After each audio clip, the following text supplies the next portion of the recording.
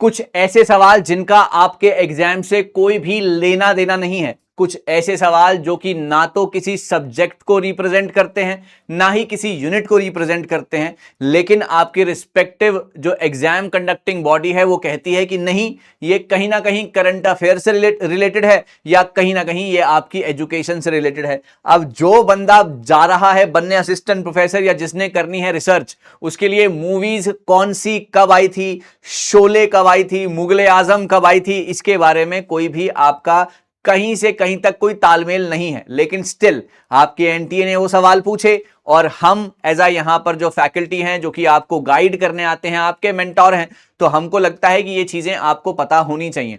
पिछले कुछ समय में एक से दो बारी कुछ ऐसे ऊट पटांग सवाल जरूर देखे गए थे, लेकिन हमारा इस वीडियो को बनाने का मकसद सिर्फ और सिर्फ इतना है कि हम आपको अवगत करा सकें।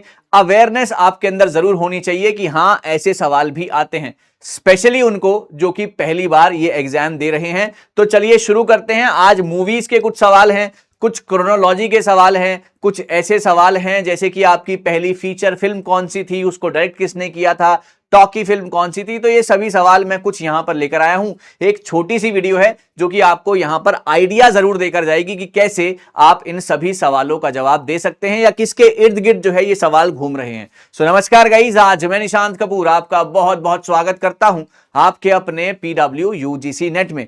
तो बिना किसी देरी के मूवीज का सवाल, सबसे पहले ये सवाल आपको देखने को मिला था, मुगले आजम कब आई थी? 1960 में ये पिक्चर बनी थी। ओके, पृथ्वीराज कपूर जी जो थे इस मूवी के अंदर थे और काफी ज्यादा चर्चित ये पिक्चर है। शोले अगेन है ना 1975, और यहां पर आपने बहुत ही फेमस कैरेक्टर्स देखे होंगे। The most famous character the Gabbar है ना, तो शोले 1975। बॉबी अगेन, ऋषि कपूर और डिंपल कपाड़िया की जो थी ये डेब्यू मूवी थी, फर्स्ट मूवी थी, 1973 में ये आई थी। देन मैंने प्यार किया, the one and the only Salman Khan, 1989 में ये मूवी जो है रिलीज हुई थी। ये आपका सवाल आया हुआ है पेपर में, मैं वैसे आपको बता दूं। अब यहां पर भी एक मैचिंग करने को आया था, तो यहां पर फिल्म फेयर क्या है? फिल्म फेयर एक मैगजीन है। ओके, फिल्म फेयर क्या है? फिल्म फेयर एक मैगजीन है।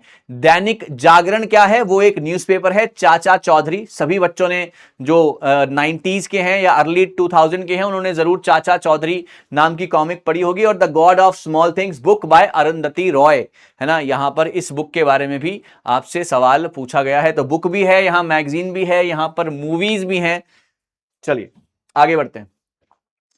कौन कौन सी चीजें असेंशियल हैं जब आप किसी फिल्म की स्क्रिप्ट लिखते हैं? जब आप किसी फिल्म की स्क्रिप्ट लिखने जाते हैं तो उसके लिए कौन कौन सी चीजें जरूरी हैं, ये भी आपके यूजीसी नेट का सवाल आपसे पूछा गया है ना। यहां पर है कन्फ्रंटेशन, मिडल आपको चाहिए, बिगिनिंग सेटअप चाहिए और रेजोल्यूशन चाहिए, मतलब एंड भी चाहिए, मिडल भी चाहिए, बिगिनिंग भी चाहिए। ये सारी चीजें जो हैं आपको चाहिए। ये इसके ऑप्शंस, बहुत जो ऑप्शंस दिए रखे थे उनमें से ये इनके राइट आंसर्स थे। ठीक है, अच्छा आगे बढ़ते हैं। Chronology again for a film, यहां पर ये सारी की सारी फिल्म्स आपको दी गई थी। City lights 1931, bicycle thieves 1948, citizen Kane 1941 और रशोमॉन 1950 एंड द साइको 1960। ये मूवीज पे भी सवाल पूछा गया है आपके एग्जामिनेशन के अंदर बेटा, ठीक है ना। अच्छा जी, अब ईयर ऑफ फर्स्ट फिल्म राजा हरिश्चंद्र जो पहली मूवी थी बाय दादा साहब फाल्के, वो कब आई थी? वो आई थी 1913 में। दादा साहब फाल्के अवार्ड भी जो है अब दिया जाता है इन दिस कैटेगरी। तो 1913 में जो है आपकी मूवी बनी थी। और उसके बाद मूवी कौन सी थी? वो अलग अरा थी। Indian talkie film 1931। Okay, Indian talkie film जो थी ये 13 में आई थी, दादा साहब फाल्के ने जिसको डायरेक्ट किया था। और 1931 में इंडिया की पहली टॉकी फिल्म देखिए। Who directed the first talkie film in India? Ardeshir Irani. Okay, Ardeshir Irani जो थे पहले ऐसे व्यक्ति थे जिन्होंने पहली बोलने वाली मूवी जो थी हमारे देश के अंदर बनाई थी। राइट, तो ये सारी की सारी इंपॉर्टेंट चीजें हैं जो कि आपको पता होनी चाहिए, है ना। आपको जानकारी इसके इर्द गिर्द होनी चाहिए। अगेन मैं यहां पर मैंने ये वीडियो थोड़ा सा जानकारी देने के लिए, और मैंने आपको बताया है कि अगर आपके 50 क्वेश्चन आते हैं ना बच्चों, तो 45 क्वेश्चन जो है ना वो आपके सिलेबस के होंगे। 45 क्वेश्चन जो है आपके सिलेबस के होंगे, जहां पर तकरीबन 90% जो है आपके सिलेबस का ही है पार्ट।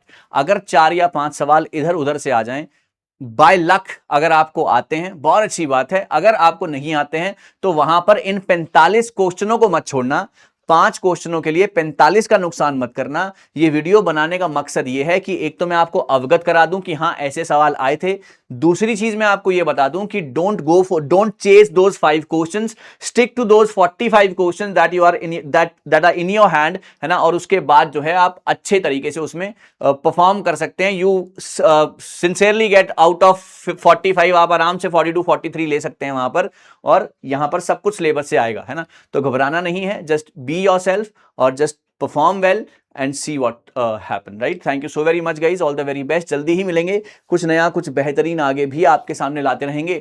यहां पर क्वेश्चन भी समझा दिए और ये भी बता दिया कि स्ट्रैटेजी क्या हो सकती है आपकी, ठीक है ना। Thank you guys, all the best, जल्दी मिलते हैं, कुछ नया कुछ बेहतरीन आपके लिए लाएंगे। Thank you.